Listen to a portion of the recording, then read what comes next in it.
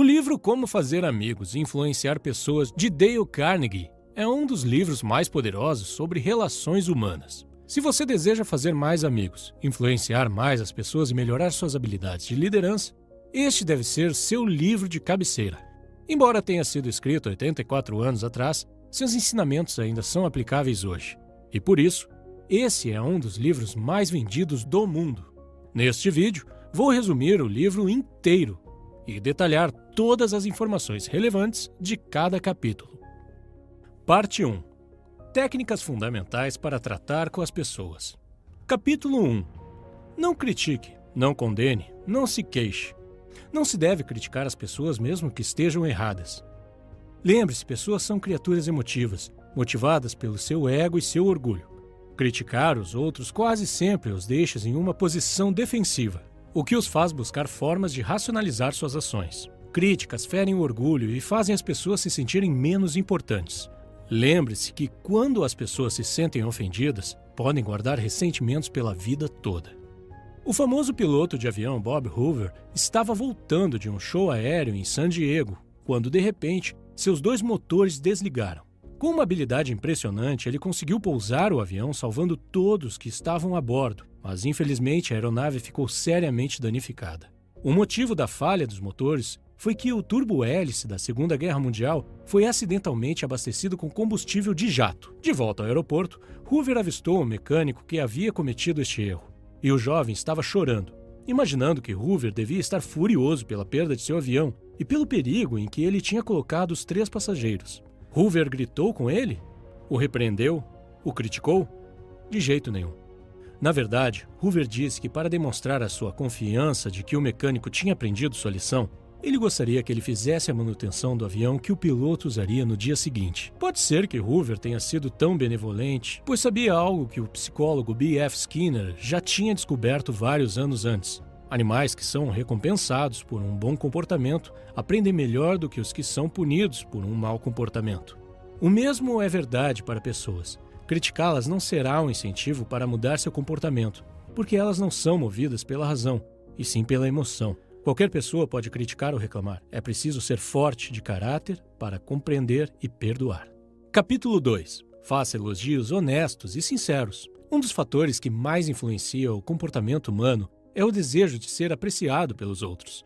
Todos gostamos de ser elogiados e ouvir que estamos fazendo um bom trabalho. Alguns chegam a afirmar que toda civilização se baseia no desejo humano de ser importante. Nosso desejo de aprovação nos leva a escalar as mais altas montanhas, escrever romances e fundar empresas multimilionárias. E para fazer com que alguém se sinta reconhecido, é suficiente usar frases como obrigado e me desculpe, e oferecer elogios sinceros quando apropriado. Sem bajulação e falsidade, claro, pois as pessoas percebem o que não é verdadeiro. Tente esse exercício. Deixe de pensar em si mesmo por alguns momentos e se concentre nos pontos positivos da pessoa à sua frente. Certifique-se de fazer a outra pessoa se sentir importante. Para manter a mentalidade certa, pense como Ralph Waldo Emerson, que disse que todas as pessoas que conheceu em sua vida eram superiores a ele de alguma forma. Então havia sempre algo para apreciar e aprender com cada uma delas. Ou pense na regra de ouro. Trate os outros da mesma forma que gostaria de ser tratado. Portanto, da próxima vez que você ver um trabalhador cansado, entediado, subestimado em algum lugar, tente alegrar o dia dele com um pouco da sua admiração. Deixe pequenas fagulhas de apreciação pelo seu caminho e você ficará surpreso ao ver como as pessoas reagem positivamente quando sua necessidade de reconhecimento é suprida. Você logo se tornará alguém de quem os outros gostam e com quem gostam de trabalhar. E o melhor de tudo, você terá um impacto positivo na vida das pessoas ao seu redor. Capítulo 3. Apele aos interesses dos outros. Digamos que você gosta de chocolate. Quando você vai pescar, você não coloca um pedaço de chocolate no seu anzol. Você coloca o que o peixe quer. Uma minhoca, por exemplo. Por que com as pessoas você age de forma diferente? Claro que você está interessado no que você quer, mas ninguém mais está. Todos temos nossas vontades e interesses. A única forma de influenciar outras pessoas é falar sobre o que elas querem e mostrar a elas como conseguir. Todos sabem o que querem e se importam com o que recebem. Aproxime-se deles através disso. Antes de falar, faça uma pausa e pergunte a si mesmo: O que esta pessoa pode ganhar com o que eu vou dizer? Desafie a si mesmo a não dizer nada sobre o que você deseja. Mostre aos outros que quer ajudá-los. O mundo está cheio de pessoas focadas em si mesmas. As raras pessoas que estão dispostas a focar no outro têm uma grande vantagem. Andrew Carnegie tinha uma cunhada que sempre escrevia para seus filhos, mas nunca recebia respostas. Andrew, então, apostou com alguém que poderia conseguir fazê-los responder. Ele escreveu cartas, deixando uma observação ao final que estava mandando também uma nota de $5, mas não incluiu dinheiro nos envelopes.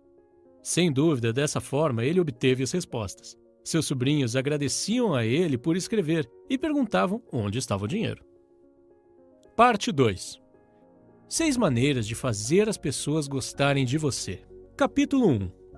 Se interesse sinceramente pelas outras pessoas. Uma pergunta fácil. Quem são os maiores conquistadores de amigos do mundo, universalmente amados pela maior parte das pessoas? Você acertou se respondeu que são os cães. Eles estão sempre felizes em te ver e parecem acreditar que você é a parte mais importante do mundo deles. Mostrar interesse pelas pessoas faz com que elas se sintam importantes. Todos gostamos de pessoas que nos admiram. As pessoas não estão interessadas em você ou em mim. Eles estão preocupados consigo mesmos, todos os dias, por toda a vida. Quando você vê uma foto sua com seus amigos, para quem você olha primeiro?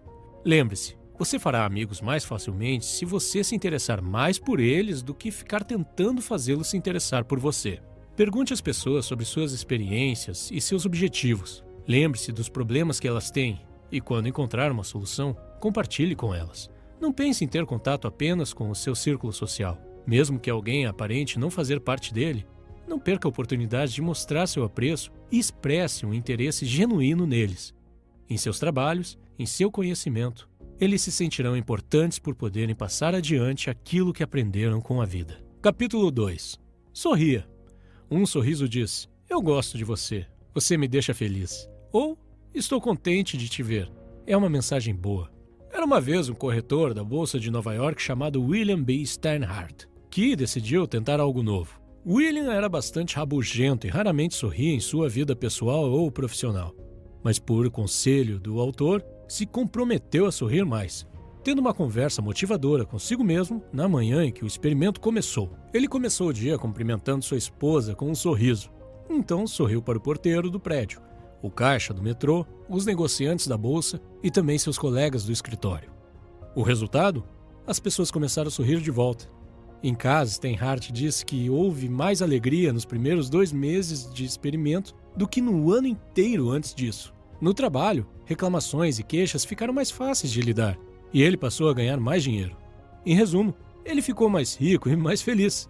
Como mostra a história, um sorriso pode ajudar muito. Se alguém que acabamos de conhecer sorri para nós, temos a tendência de gostar dessa pessoa automaticamente.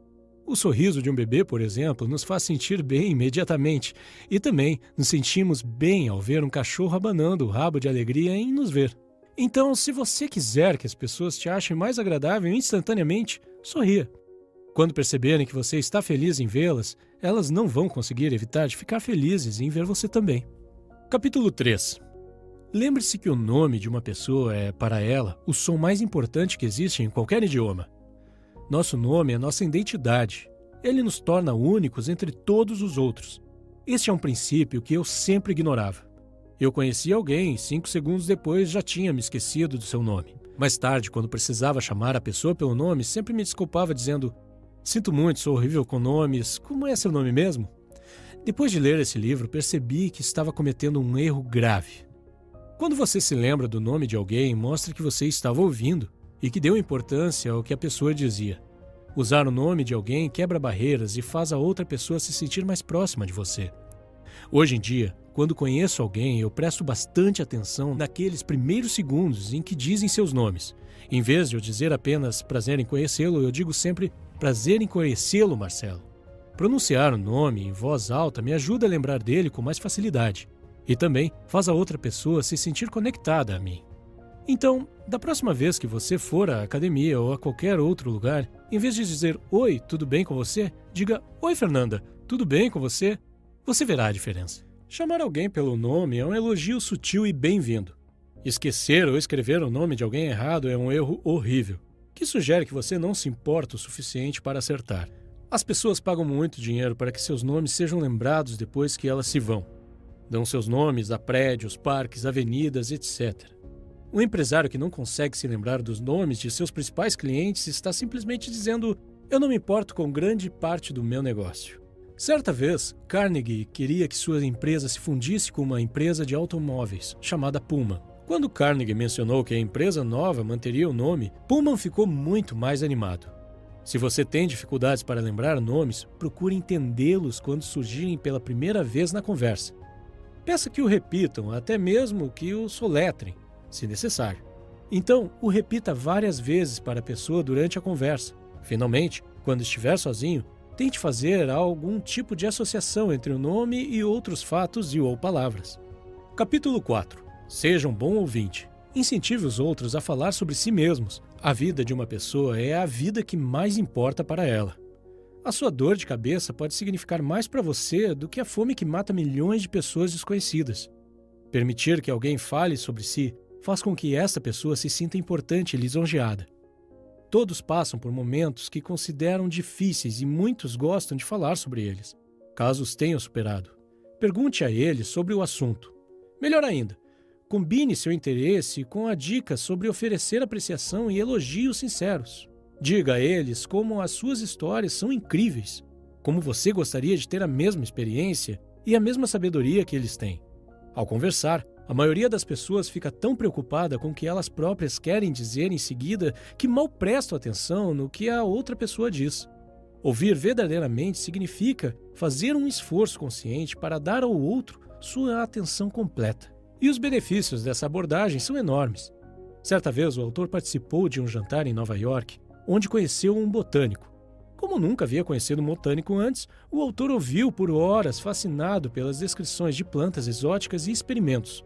Mais tarde, o botânico comentou com o anfitrião que o autor era um conversador muito interessante. O fato é que o autor praticamente não havia dito nada. Ele tinha sido apenas um ouvinte interessado. Antes de ler este livro, eu nunca havia me atentado para este princípio. Sempre que estava conversando com alguém, eu esperava que a pessoa terminasse de falar para que eu pudesse mudar o assunto da conversa para algo do meu interesse. Ou, enquanto a pessoa estava falando, eu pensava sobre o que eu diria quando fosse a minha vez de falar. E quando a pessoa terminava sua fala, eu descarregava as informações que eu considerava interessantes.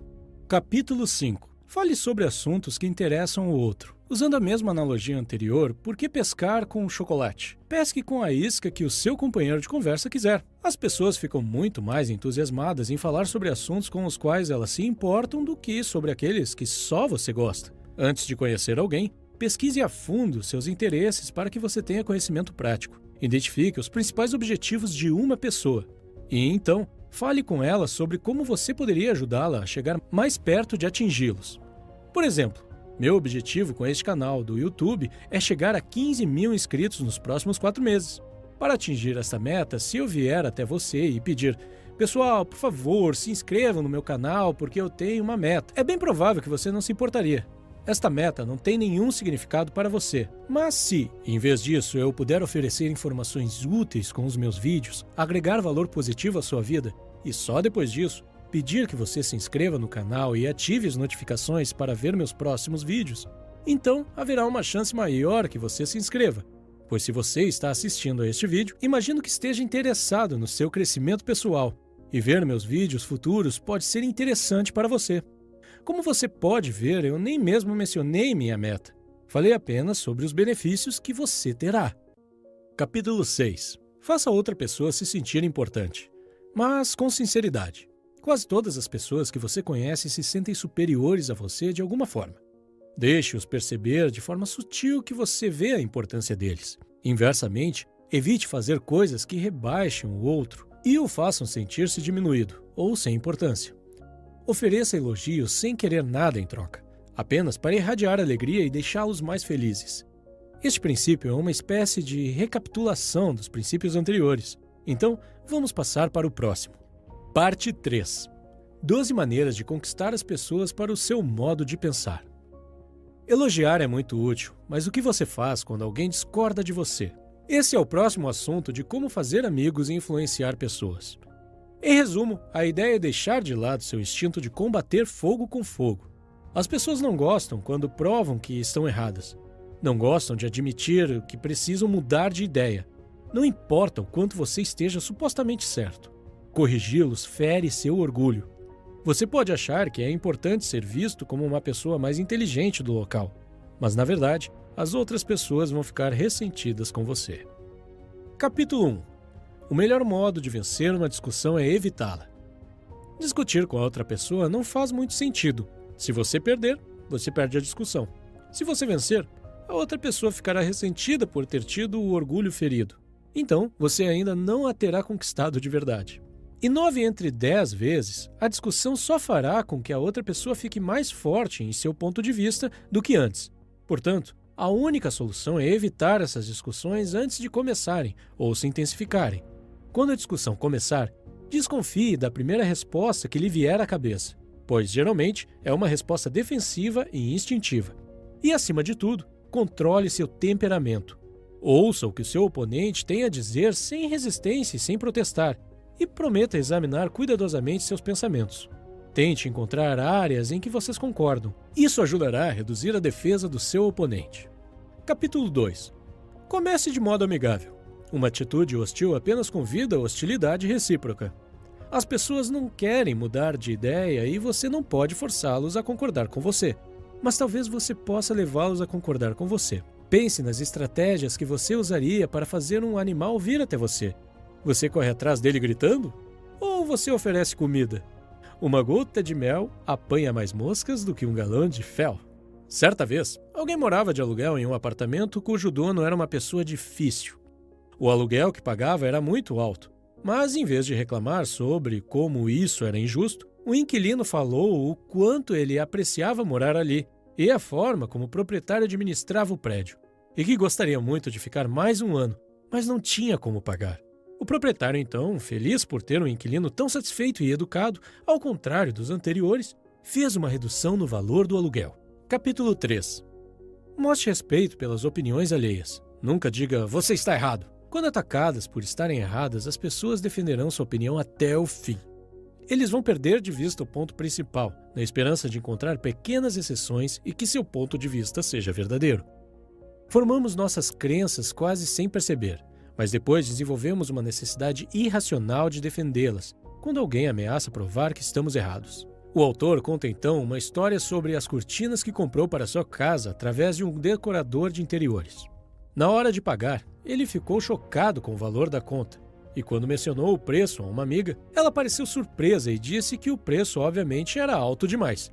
Se sentindo insultado, o autor então defendeu suas ações, explicando que o preço alto era um indicador de qualidade superior. Em um outro dia, no entanto, quando o outro amigo começou a elogiar as mesmas cortinas, o autor admitiu que sentiu que o preço tinha sido muito alto e que se arrependia da compra. A abordagem positiva do amigo que elogiou as cortinas o desarmou, como um sinal de que ele podia admitir livremente seu erro, ao contrário do que aconteceu com a amiga, que achou o preço alto demais.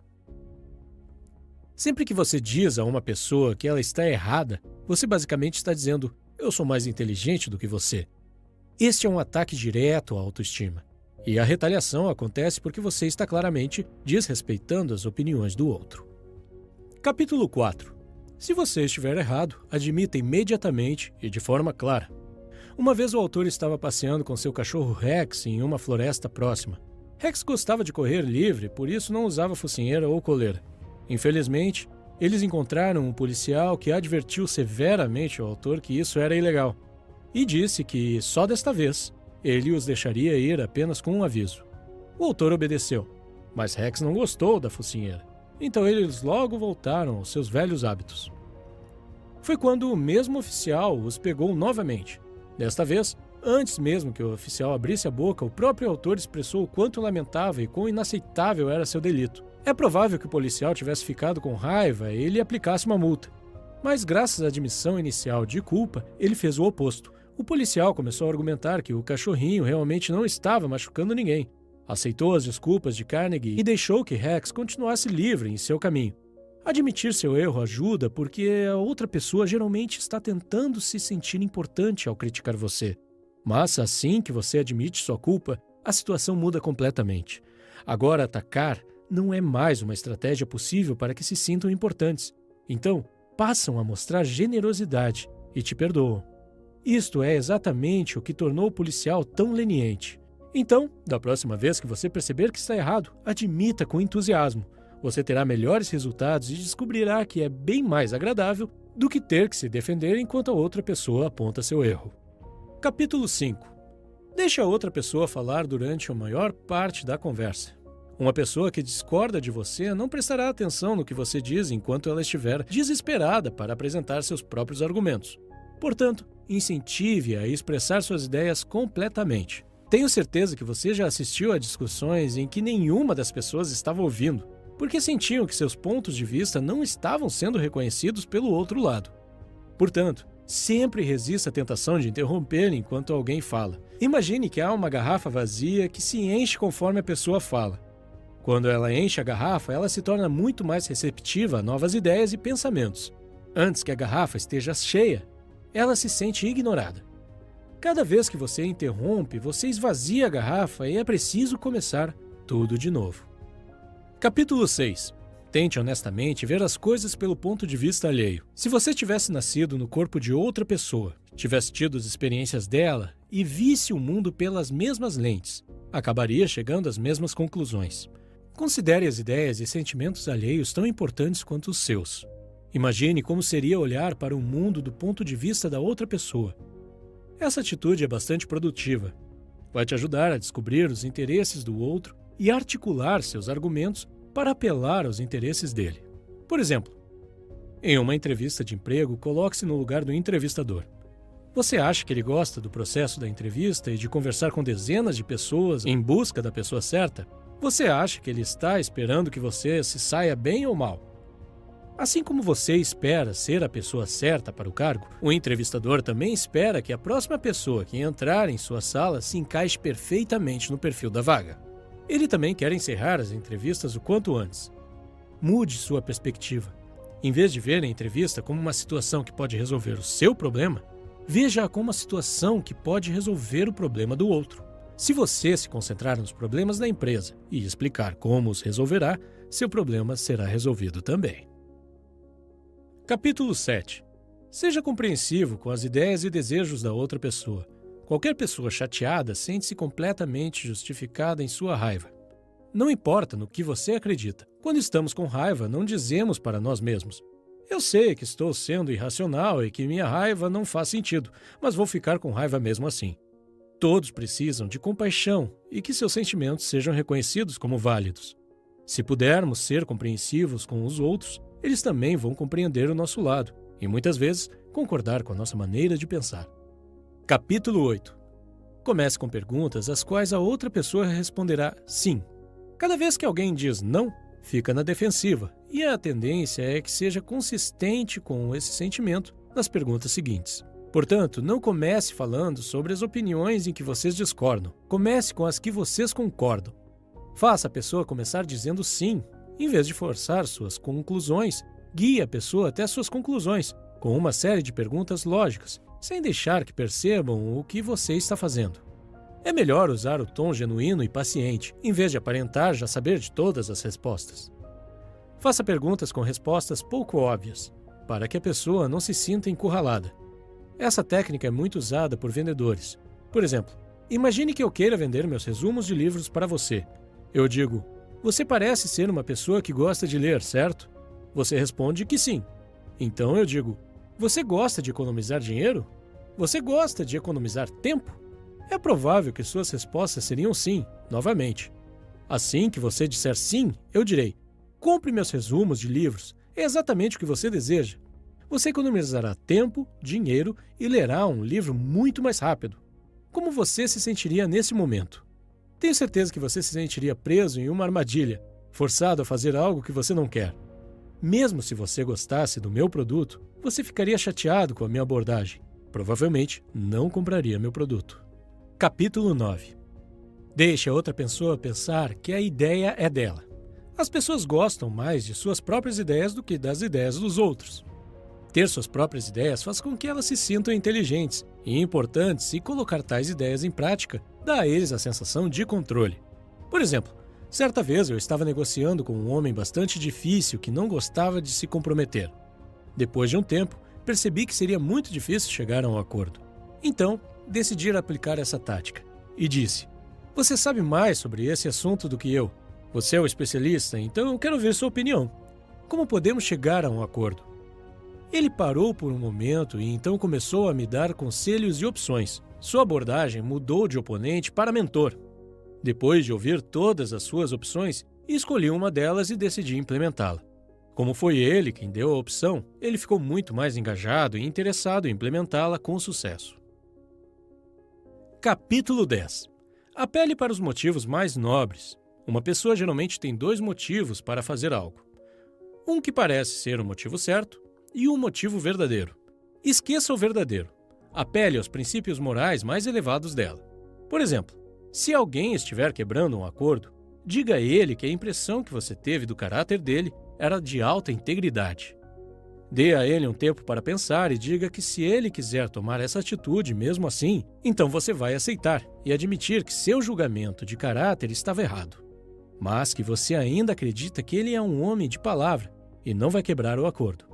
De forma geral, nós humanos queremos ser considerados nobres e honestos. Capítulo 11. Dramatize suas ideias. A atenção das pessoas está mais escassa do que nunca. Encontre maneiras de capturá-la sem ser artificial. Simplesmente declarar uma verdade não é suficiente. Torne essa verdade vívida, interessante e dramática. Encontre uma maneira de representar visualmente o que está em jogo. Um vendedor de caixa registradora observou que a fila no caixa da loja estava muito lenta. Então ele disse ao proprietário que ele estava perdendo centavos com cada um dos seus clientes. Ele jogou moedas no chão para ilustrar o que queria dizer. Imagine como esta estratégia seria eficaz se ele continuasse fazendo isso repetidamente para ilustrar o dinheiro perdido a cada cliente.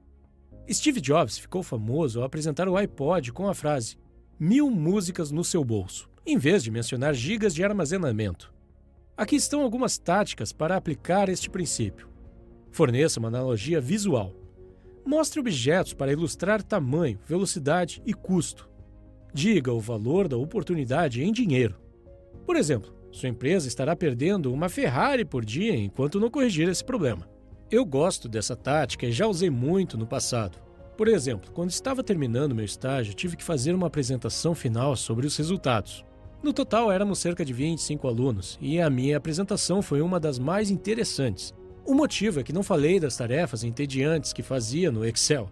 Eu simplesmente comecei dizendo que meu estágio economizou $1.300 para a empresa. Assim que eu disse isso, todos os gerentes da plateia começaram a me ouvir com mais atenção e fizeram muitas perguntas no final. Para ser sincero, fiz as mesmas coisas chatas que os outros estagiários. Diria que fiz ainda menos que eles. A única diferença é que calculei o número de horas que passei trabalhando e depois converti em dólares. Por se tratar de um estágio não remunerado, pude facilmente dizer que economizei dinheiro para a empresa, pois se algum outro colaborador tivesse feito o mesmo trabalho, a empresa teria que pagá-lo. Capítulo 12. Lance o desafio. Quando a motivação não funcionar, organize uma competição. Competições fazem as pessoas se engajarem porque elas não querem ficar em segundo lugar. O desejo por excelência é um motivador fundamental do comportamento. Por exemplo, se uma pessoa não tiver certeza se quer fazer um projeto do qual você deseja que ela participe, questione sutilmente sua força. Eu não te culpo por estar com medo, é um trabalho difícil. É preciso ser uma pessoa muito habilidosa para dar conta do trabalho. Parte 4. A parte final deste livro fala sobre como modificar as pessoas sem as ofender ou provocar ressentimentos. Capítulo 1. Comece com um elogio e uma apreciação sincera. É sempre mais fácil ouvir coisas desagradáveis depois de ouvir elogios sobre nossos pontos positivos. Sem elogios, a situação fica pesada demais. Ao elogiar, evite ser formal. É uma situação normal no mundo corporativo. Ouvir alguns elogios formais, em seguida uma grande crítica e no final, pequenos elogios novamente. Isso é conhecido como sanduíche de merda. Em vez disso, Sempre ofereça elogios sinceros e pontuais sobre itens específicos, em vez de generalizar. É ainda mais eficaz quando a pessoa sabe que você não está feliz com o trabalho e veio até você para reclamar. Nessa situação, se você puder oferecer apreciação sincera, será uma grande surpresa e tornará a pessoa mais receptiva ao seu feedback. Capítulo 2. Chame a atenção para os erros alheios apenas de forma indireta. Evite ataques diretos. As pessoas normalmente sabem o que fizeram de errado. Chamar a atenção explicitamente cria resistência. Aqui estão 2 táticas que você pode usar. Em primeiro lugar, depois do seu elogio sincero, não diga mas, e sim e. Talvez você já tenha ouvido antes que tudo o que vem depois de mas não conta. Aqui estão 2 exemplos para você comparar.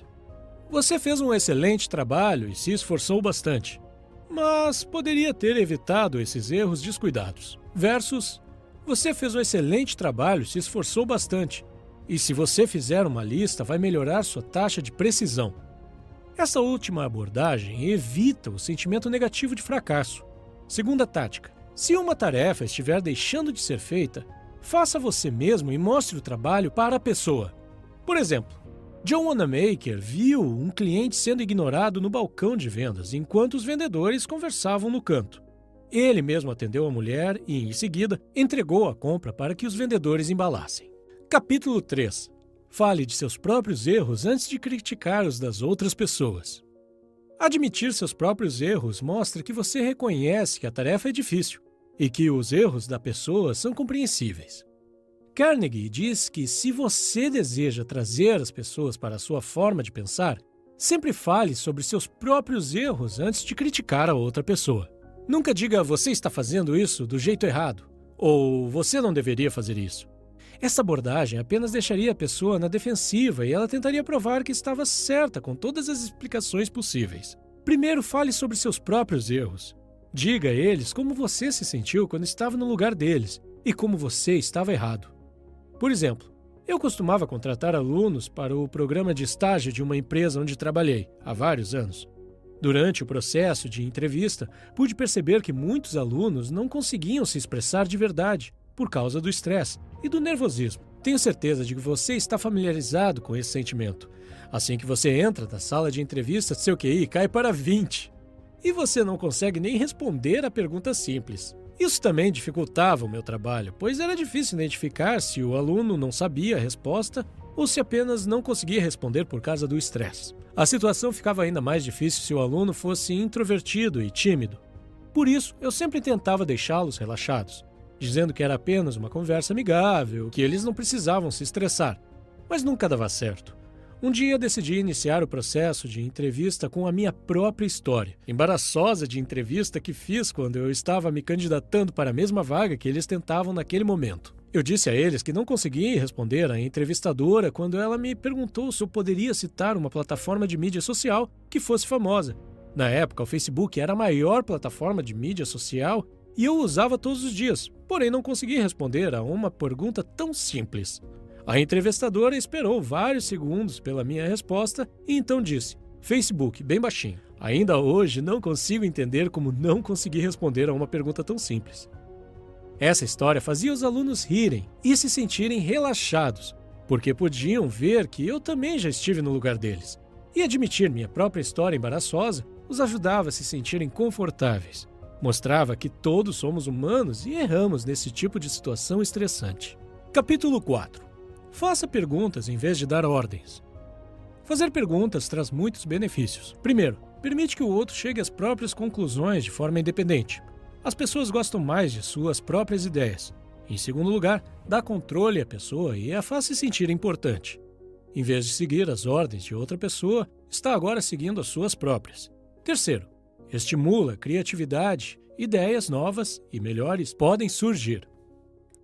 Aqui estão algumas perguntas que podem ser úteis. Você acha que isso funcionaria? Qual é a sua opinião? Podemos pensar em maneiras diferentes de fazer isso?